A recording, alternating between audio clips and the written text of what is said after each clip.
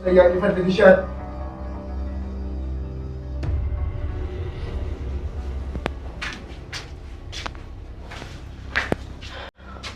ዘገየህ እኮ። ዘገየ ማለት በጣም ቆየህ እኮ። ሰዓቱ እኮ ገና ነው። ምን ሆነሻል? ገና ነው ትለኛለህ እንዴ? ሲጀመር እኮ እኔ ለአንቺ ምግብ ለማመላለስ የተቀጠርኩ ሰው አይደለሁም። ኧረ እባክህ ተዛለቅናታ። ምን ሆነሻል ባዩሽ?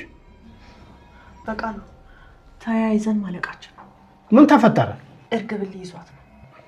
እነማን? ፖሊሶቹ ናቸው። ቆይ እንዴት? አብራኝ የታሰረችው ልጅ እርግብ ቤት እንዳለች ስለምታውቅ ልታሳያቸው ሄዳለች። እና ምንድነው ማድረግ ያለ? እርግብ ተያዘች ማለት ደግሞ ጉዴ በሙሉ ተዘከዘከ ማለት ነው። እንዴት? እርግብ ስለኔ የማታውቀው ምንም አይነት ነገር የለም። እና የምታውቀውን ነገር ደግሞ ተናገረች ማለት እኔ እድሜ ልኬን በሰበስኩኝ ማለት ነው። ይህንን ያህል እኔ ያለቀልኝ ማለት ደግሞ አንተም ትከተለኛለህ ማለት ነው። ባዩሽ ምንድነው የምታስፈራሪኝ? እያስፈራራው ነው እንዴ መሰለ? እና ታዲያ ምንድነው? መጨረሻችን እንዳይቀርብ እያስጠነቀቅኩ ነው። ኧረ እባክሽ በቃሉ ቀልድ አይደለም። እርግብ ፖሊሶቹን ስታይ የጠየቋትንም ያልጠየቋትንም ነው የምትቀበጣጥረው። እሺ እኔ አሁን ምንድነው ማድረግ ያለብኝ? እርግብን አሁኑኑ አጥፋት። በጣም ጥሩ። አሁን ቁርስ አምጥቼልሻለሁ። ተመልሼ እመጣለሁ። እሺ ሰላም።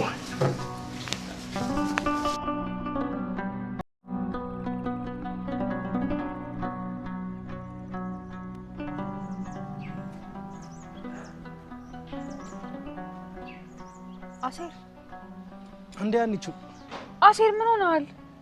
አረ ምንም አልሆንኩም። ስደውልህ አታነሳም። ቅድም ደግሞ ምግቡን ትተህ ወጣ። ቆይ ምን ሆነሃል? ምንም አልሆንኩም አልኩሽ። ቆይ በተምቹ ምክንያት ነው አይደል እንደዚህ የምትሆነው? አንቺና ተምቹ ምን አገናኝታችሁ ነው በተምቹ ምክንያት አንቺ መዘጋሽ? ጭራሽ ልታናግረኝ አትፈልግም ማለት? አንቺው እኔ እንደሱ አላልኩም። አልከኝ እኮ አሴር። በተምቹ ምክንያት አንቺን አልዘጋሽም ማለት በራስሽ ምክንያት ነው የዘጋውሽ ማለት እኮ ነው። አንቺው በኪን እየተኝ አሴር እያናገርኩ ለምንድን ነው ጥለኸኝ የምትሄደው? እና ዝየሽ ልዙ። ቆይ ምን አድርገኝ ነው? ቆይ ምንም አላደረግሽኝም ስልሽ ለምን አይገባሽም? አና አሴር እባክህ የተፈጠረውን ነገር ንገረኝና መፍትሄ እንፈልግ። አንቺው ችግራችን ለኛ ተይልን። አንቺ ራስሽን ኑሪ። እያራከኝ እኮ ነው።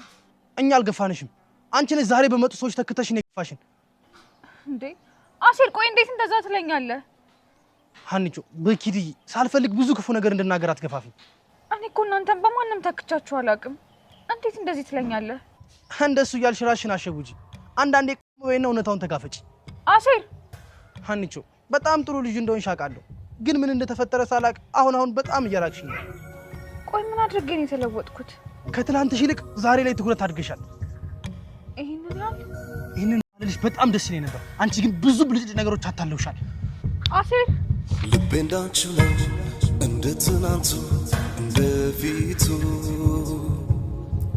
ካሎርሽው ቦታ ፍቅም አላለ አልጎደለ ላጣለው ሁሉ የማነው ጥፋት? ይሄስ ቅጣት መቻጣሽ ነበር የጄም ባይወስደው። ምን ማድረግሽ ነው? ለምን ትነግሪያታለሽ? እና ስትጋደሉ ዝም ብዬ ማየት ነበር። እሺ ጥሩ። ለማንኛውም መጣው። ወይኔ ባዩሽ ተዋርደሻል በሉኛ። ወይኔ በቃሉ የት ነህ? በቃሉ የት ነህ? አሁን ነው የምታስፈልገኝ። ውይ ፋዘር ለምን ሼፍነት አይሞክሩ? ምን ሊያደርግልኝ? እንደዚህ አበደ ምግብ የሚሰሩ ከሆነማ ሆቴል ቤቶች እኮ እጆትን ስመው ነው የሚቀበሉት። እኔ ስራ ከጀመርኩኝ ይሄንን ያንተ ቀፈት ወደን ማን ይሞላዋል? ችግር የለውም። የሚቀጠሩበት ሆቴል ቤት የወጥ ቀማሽ አድርገው ያስቀጥሩኛል። አንተ መቼም አያልቅብህ። በልበላ ዝም ብላ አሁን። እንዴት አደራችሁ? እንዴት አደርሽ አንዬ? እየጨዋለች ማለት አሁን ነው። ስትበሉ ደረስኩኝ። ገና ከመጀመሪያችን ነው የመጣሽው። አረፍ ቤቢ። እስቲ ያጂ ማን ሰርቶ ነው እንዴ? እረሳሽኝ እንዴ? እኔ አባትሽ ነኛ። እንዴ አንተ የሰራውንማ በደንብ ነው የምበለው። አሴር ሰላም አትለኝም እንዴ? እንዴት ነሽ አና? ደህና ነኝ። እስኪ ይቀመስልህ አባዬ። እኔ ልጅ በቃ ፋዘር ሳትበለው ወዴት ነው? ይቅርብኝ ፋሲል። እንዴ ምን አሴር አንተ ልጁ ምን እየሆነ ነው? ምን ሆኖ ነው አባዬ? እኔ ምን አውቃለሁ አንዬ። ቆያችሁ እንዴ መብላት ከጀመራችሁ? ኧረ ገና አሁን አንድ ሁለት መጉረሳችን ነው። እና ምን ሆኖ ነው? እኔ ምን አውቃለሁ አንዬ። ከጊዜ ወደ ጊዜ ህመሙ ጠናበት። በተለይ አውሮፓ ለትምህርት በሄደበት ጊዜ በበረዶ ወራት እግሩን ክፉኛ ይሸመቅቀው ጀመር። መንቀሳቀስም ተሳነው። በወገን እርዳታ ወደ ከፍተኛ ሕክምና ታይላንድ ባንኮክ ተላከ። ለ7 ወራት ነፃ ሕክምና ሲከታተል አንዲት ነርስ ብቻዋን ትንከባከበው ዘንድ ተመድባለት ነበር። የፍቅር ጥበብ ፍቅር፣ ቋንቋ፣ ባህል፣ ዘር፣ ሙያ፣ ቦታ የሚገድበው አይደለምና ቀስ በቀስ ተላመዱ፣ ተዋደዱ፣ ተላበዱ፣ ቆይተውም ተዋለዱ።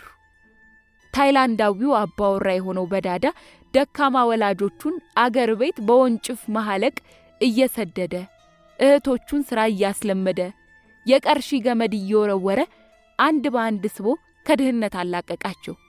አዱኛ መምጫሽ አይታወቅ። ያኔ ስቴዲየም ሕይወቱን ሲጥል ያደርጋት የነበረችው ቅጽበት አቤት ያዳነው ቴክሶ ውለታው እግዚኦ መሐረነ ክርስቶስ 12 ጊዜ ኢትዮጵ 30 ዓመት ሙሉ በስራ ዓለም ጊዜውን ሲፈጀው ይሄን የሚባል ቅሪት አልቋጠረም። መብላት መጠጣት አይቀሬ ሆኖ ተፈጥሮ ግድ ቢለው 1-3 ልጆች ወልዶ ከብዷል። የዛሬ ልጅ ከተባለ ከ10ቱ ትእዛዛት 2-3ቱን ከተቀበለ ቤተስኪያን ሲስም ተገንዝቦ ከሆነና ልቦና ከሰጠው አይባልም። አባወራው ያቺን ወርሃዊ ደሞዙን እየጠበቀ የምትቀጥለዋን ወር እንደምንም ሲያሳልፍ ሲያሻግር ቤተሰቡን ወደ ተሻለ የህይወት ጎዳና የሚያረማምድበት ስልት ውሉ እንደጠፋው ቆይቶ አሜን ብሎ ኑሮውን ይገፋል። በሙያው ሳቢያ የሀብታም ብር ሲያገላብጥ ሲያራግፍ ሲያቦን አሮጌውን ሲያጣብቅ ቁሻሻ ግማቱን ሲምግ አይኑን ባንድ አቀረረ 10 ዓመታት አለፉ። አንዳንድ ደንበኞች በተለይ ሌባ እንዳይሰርቃቸው በካልሲዎቻቸው በጫማዎቻቸው ውስጥ አንዳንዴም በሙታንታቸው ውስጥ ወታትፈው ለገቢ የሚያቀርቡት ብር ክርፋት አይገልጸውም። እያጥወለወለው ሲረከባቸው ከምሬቱ የተነሳ መሬት ተከፍታ ብትውጠው ምኞቱ ነበር። አቤት የእንጀራ ነገር! ረፋዱ ላይ የሥራ ቦታው ጭር እንዳለ በምትሃት ይመስል ሽምቅ ተዋጊዎች ዘው ብለው ገንዘብ ቤቱን አገቱትና ብሩን በሙሉ እንዲያስረክብ ጠየቁት። ደነገጠ። ይህን ካደረገ ደግሞ መንግስት አይምረውም፣ ወይ ያስረዋል አሊያም ከስራ ባዶ እጁን ያባረረዋል። አፍንጫው ላይ ደግሞ የሞት አፈሙዝ ተደቅኖበታል። ጊዜ የለም፣ ማምለጫ የለም። ዘበኛ ተረፍርፏል። ምን ያድርግ? ነፍስ ታሳሳለች። ፈራ ተባ እያለ ፍራቻውን ገለጸላቸው። የሚመጣበትን ምናምን ላጋቾቹ አትፍራ እንፈርምልሃለን ሲሉት ጊዜ ባነነ። በፍጥነት ባቀረቡት ጆንያ አፉ ድረስ ጢም አድርጎ ሞላላቸውና ማስፈረሚያ ወረቀት እየተጣደፈ ሞጫጭሮ አቀረበላቸው። ከኪሳቸው አወጡና ወረቀቱ ላይ ማህተብ ግርግድ ፍርም አድርገው ሰጥተውት ፈትለክ ብለው ወጡ። ከፊቱ አንድ ቁጥር ያውም 0 ጨመረባትና 1 ሚሊዮን ብር በአንዲት ሰከንድ ሸቀል ነዋ።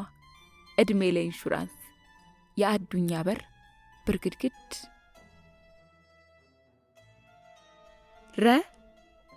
እስያኤል አቤት አበሻ በባርነት አያገለግልም እኮ። ሲመቀኛኝ አይን የለው። አንዱ አንዱን ለመጣል ሲል እንቅልፉን አይተኛም። እንዲህ ነው ነገሩ። በአባወራው ፈርዲናንድ ፋርማሲ የሚያገለግሉት ዱባለና ብርቱካን አፈጣጠራቸው እንደየስማቸው ነው። ሁለቱም ታታሪ ረዳት ሰራተኞች ሲሆኑ እንደ ወንድ በሽታና እንደ ሴት በሽታ እሷ ላይ እሷም እሱ ላይ ስህተትን ማላከክ ይቀናቸዋል። ፈርዲናንድ ስርስር ሲሉ ከመደርደሪያ መድኃኒት ሲያቀብሉ፣ የሐኪም ትዕዛዝ ሲያነቡ፣ የሥራ ቦታቸው ትምህርት ቤት ሆነና ብዙ ነገሮችን አወቁ። ያኔ ከዘመኑ ዶክተሮች የተሻሉ መድኃኒት አዋቂና ስመጥር ፈዋሽ ሆኑ። ያም ሆኖ ግን አይስማሙ፣ አይጣጣሙ። ይደባበራሉ፣ ይናናቃሉ። አለቃቸው ግን ተመጣጣኝ ዕውቀት ሲመግባቸው ልዩነት ሳያደርግ በኩል ሲገራቸው ከረሙ። ፈርዲናንድ በሌለበት ጊዜም የሚያኮራው አገልግሎት ሲሰጡ እየዋሉ መሆናቸውን ቢያስተውልም የማይግባቡበትን ሚስጥር በውል ሊገነዘበውና ችግራቸውን ለይቶ ሊያውቀው ፈጽሞ አልተቻለውም። አልፎ አልፎ ትቷቸው የሚወጣውም ሆነ ብሎ በሙያቸው መተማመንን እንዲያዳብሩና በመስማማት እንዲሰሩ ሲል ነበር። ግን አልሆነም። ከፈርዲናንድ ጋር በዚህ ሁኔታ ረጅም ዓመት እንደተቆጠሩ አንድ ቀን ድንገት በጠዋት ለስብሰባ ጠራቸውና ሶስቱም በጠረጴዛ ዙሪያ ተቀመጡ። ማታ የአበሻ መንግስት እኛ እንግሊዛውያንን ወደ አገራችን እንድንመለስ ትዕዛዝ አውጥቷል። በተጨማሪም ያፈራነውን ንብረት ይዘን ወይም ሽጠን እንድንለቅ አልፈቀደም። ስለዚህ ሁለታችሁ ልዩነታችሁን ትታችሁ ብትሰሩ ይሻላል፣ ወይንስ ላካፍላችሁ አለና ዱብዳ ጥያቄ ጣለባቸው። አቤት አዱኛ፣ ደግሞ በዚህ በኩል መጣሽ? እንደ ሴትና እንደ ወንድ በሽታ ይመኛኙ የነበሩት ፍቅር በፍቅር ሆነው ብን አላሉ። ፈርዲናንድ ፋርማሲን በስማቸው አዙሮ የከተማው ቱጃር፣ መድኃኒት አዋቂ፣ ልጅ በልጅ ልጅ ማደጊያውን አስከትሎ ይመጣል። ግራኝ ሙሉ በሬ ሳይታረድ ሳይገፈፍ በቁሙ ቀበረ። የጠንቋይ ትዕዛዝ ሆኖበት አባወራው ፈዬ። በበኩሉ ጠንቋዩ ተናጋሪ ባለ ጉዳዩ አንዱ የተባለ ሀብታም አድርገኝ እባክህ ብሎ ስለተማጸነውና ዳጎስ ያለ እጅ መንሻ ስላቀረበለት ነበር። ገማቹ እንዳለው ከፈጸመ የሀገሩ በላተኛ መታሪ ሁሉ ግር ብሎ ኪሱን አሳብጦ ወደ ጉያው እንደሚጎርፍ ያበሰረው። አዋቂው ጋር ሰው ጠቆም ሳያደርገው በፊት ያልሞከረው ያልጣረው ዘዴ አልነበረም። በባዶ ሰፊ የብረት ምጣድ ላይ ሞራ እያንጨረጨረ አላፊ አግዳሚውን ሁሉ ሽታው እየጠራው ገበያውን ሊያደራ ሞክሯል። ልኳንዳው በራፍ ላይ ተገትሮ በላተኞችን ሲጣራ ሰንብቷል። በኋላም ገበያው ደከምከም ሲልበት ልምምጡ ሲሰለቸው ፊቱን ወደ ቅርጫ መለሰና ያቃርጥ ጀመር። አልፎ ተርፎም ለየሆቴሉ ብልት ያከፋፍል ገባ። ከዚህም የላቀው ግን በናረ ዋጋ የሚቸበቸበው ጠጅ ጣዮች ተሻምተው በናረ ዋጋ የሚረከቡት ፈሮ ነበረ። ፈሮ በአንዳንድ ሰንጋ በሬዎች የደም ስር ውስጥ የሚገኝ የፍየል አይን የሚያክል እባጭ ቢጤ ሲሆን የጠጅ መጣያ በርሜል ውስጥ ሲገባ ጠጁን በቶሎና በኃይለኛ ግፊት እንዲፈላ ያደርገዋል። ፈሮን በድብቅ በመጠቀም አንዳንድ ጆሮ ጎተት ጠጅ ቤት ጣዮች ጠጁ ቶሎ እንዲፈላላቸው በየጎዳናው የውሻ ኩስ ከመሰብሰብ ከመዳናቸውም በላይ ሰው አፍ ከመግባት ይተርፋሉ። ከሁሉም ግን ለመፍላት ሳምንታትና ወራት የሚፈጅበት ጠጃቸው በአንድ በሁለት ቀን ደርቆ ስለሚደርስ ዋጋው ቢንርም ፈሮን ተሻምተው ከፈዬ ላይ ይሸምታሉ። አልፎ አልፎ ይሁን እንጂ የበሬ ሐሞት ውስጥ የሚገጥመው ማዕድንና ወርቅም በዋዛ የሚገመት ገቢ አይደለም ለፈዬ። ሐሞቱን ቀድሞ ከአራጆቹ ይነጥቅና ወደ ጓዳ ይዞት ይሮጣል።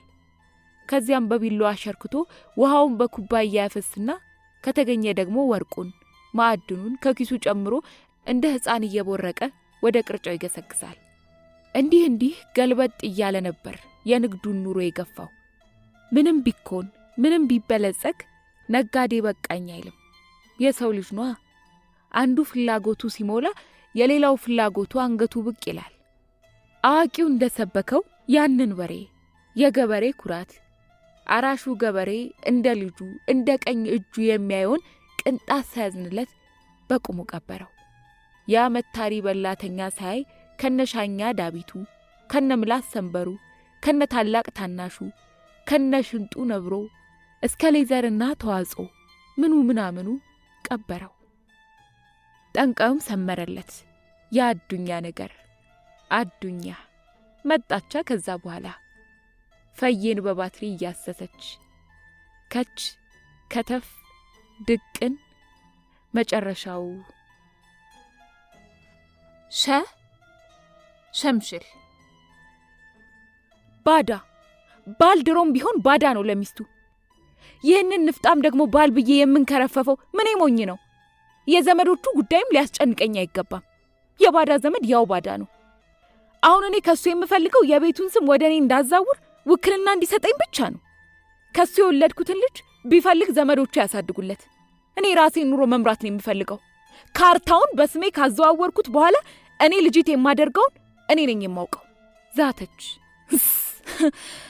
ደግሞ እኮ ያቺ እህት ነኝ ባያናት እኮ ያሳረረችኝ። ከፈለገች ታግባ አለች በቁጣ ለራሷ። ያለ ወትሯ ቤቱን ጠበል በማስረጨት ሰበብ ቄሱን ቤቷ ታመላልሳቸዋለች። እንደ ንስሐ እያደረገችም የሆድ ሆዷን ዘርገፍገፍ ታደርግላቸዋለች። በበኩላቸው እጆት ከምን ሳትላቸው ቁጥ ምክር ቢጤም ጀባ ይሏታል። ቆቁ ቄስ ሁኔታዋን አይተውና አያያዟን አስተውለው ለራሳቸው ገፈፋ ሊያመቻቹ ፍላጎታቸው ጫፍ ደርሷል። ከንቷ ከወዲህ የገዛ ባለቤቷን፣ ገመናዋን፣ ትዳሯን፣ ክፋዩዋን እንዴት እምድ ያደረገችበትን ምክንያት ይሄ ነው ብላ መዘርዘር እያዳገታት በስሙ ያለውን ድርጅት ወደ ራሷ ስም ለመጠቅለል ቋምጣ መሯሯጥ ቀጥላለች። በባዶ ሜዳ ቅናት ጠምዷትም እንደሆን በውል ባይታያትም ፍትር አድርጋ ይዘው ጧት ማታ ሲገባና ሲወጣ ውልና ማስረጃ መቼ ነው የምንሄደው እያለች ትነዘንዘዋለች። አባወራው በንትርኳ ግራ እንደተጋባ ቀስ በቀስ ሸጋ አመሉ መቀየር ጀመረ።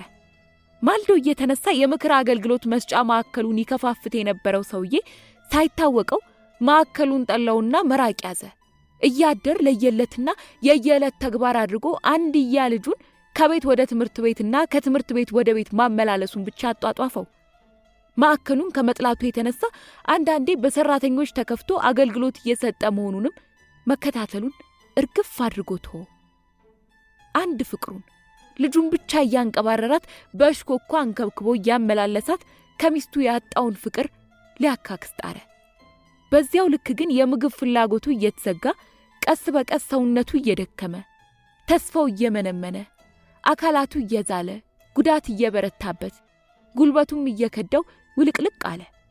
ገልቱ ሚስቱ አኳኋኑን እየተከታተለች አንጀቷ ቅቤ ሲጠጣ ወዟ ቸፍ እያለ እያማረባት መጣች። ያላቸውን የጋራ ንብረት ሁሉ ጠቅልላ ለመውረስ ስትል የመጀመሪያ የትዳር አጋሯን ወንዴውን እንዲህ እንክትክት አድርጋው ለሱ እንጂ ለሐኪም እንኳን በማይገለጽ ህመም አጠናውተው ገሸሽ ልትል ስታቅድ ሀጇ እየሞላላት እንደሆነ ከሁኔታው በመረዳቷ ደስታዋ ወሰን አልነበረውም። ፍንጥዝዝ ፍልቅልቅ ያለው የውስጥ ስሜቷ ለቄሱ ብቻ ነበር ወለል ብሎ የሚታያቸው። ምስኪኑ ባል ማቀቀ። ለከርሞ ልጁን እንኳን ከትምህርት ቤት ወደ ቤት ማመላለሻ አቅም ነሳው። ቤት መዋል ጀመረ። እሷ ተራዋን እንደ ተፈታ ጥጃ እንቡር እያለች ውጪውን ማዘውተር ያዘች። ማዕከሉን በቁጥጥሯ አስረዋለች።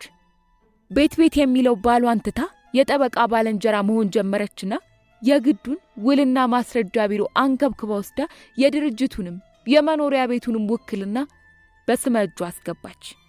ሐኪም ያልፈታውን ህመም ቄሱ በየሰልስቱ እየተመላለሱ በጠበልና በጸሎት ሊፈውሱት ግብ ያዙ። በማይሰማው የግዕዝ ቋንቋ ይጸለይለታል። እሱ ግን ጠበል ውሃ ሲረጩት ብርክክ እያለ ሰውነቱ ሲመነምን ይታወቀዋል። ግን ምን ያድርግ? ወዶና ፈቅዶ ሳይሆን በሚስቱ ደረቅ ንዝንዝ ተቀፍድዶ ስለሆነ እሷን ለመታዘዝ ሲል የሚነገረውን ያዳምጣል፣ የተባለውን ያደርጋል፣ የሚሰጠውን ይቀበላል።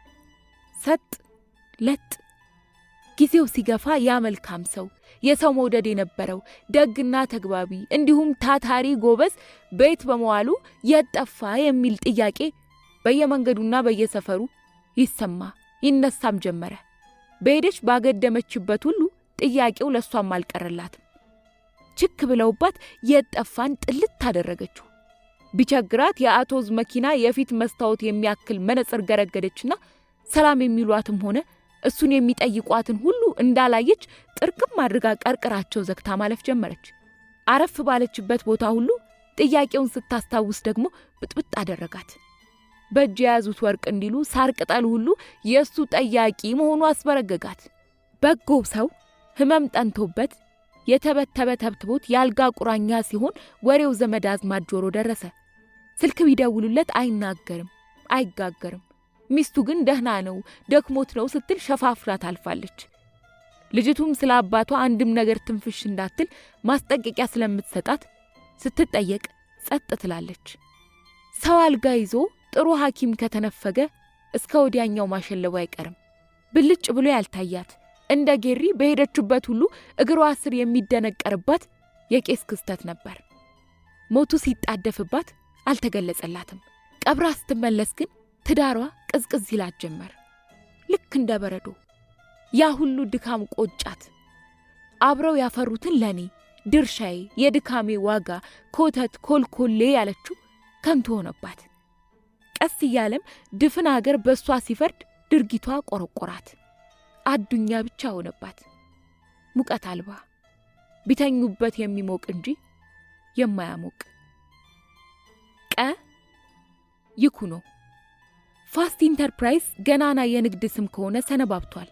ባለቤቱ ግርማይ በስራ ቦታው ቀርቶ በመኖሪያ አካባቢ ጭምር ተወዳጅ፣ ተግባቢ፣ አለኝታ፣ ለሁሉ ደራሽ፣ አልባሽና አጉራሽ ነው።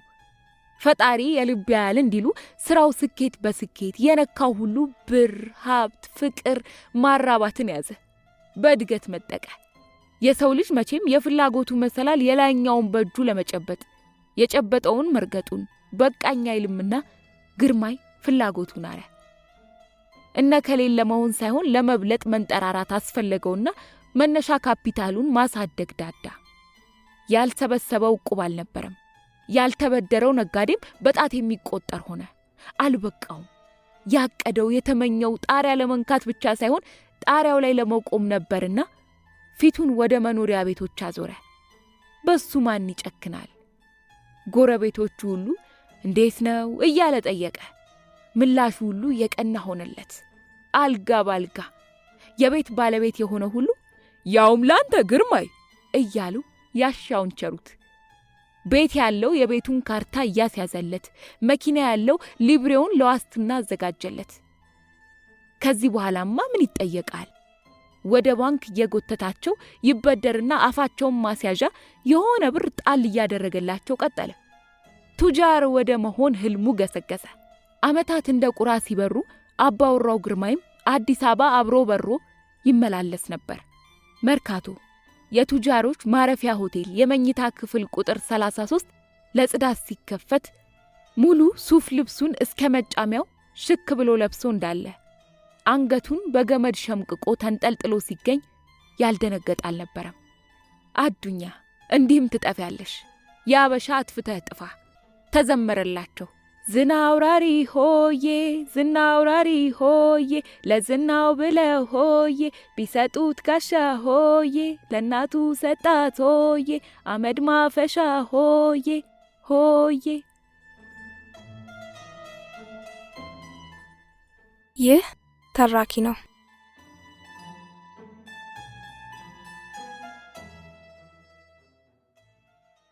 ይህ ተራኪ ነው።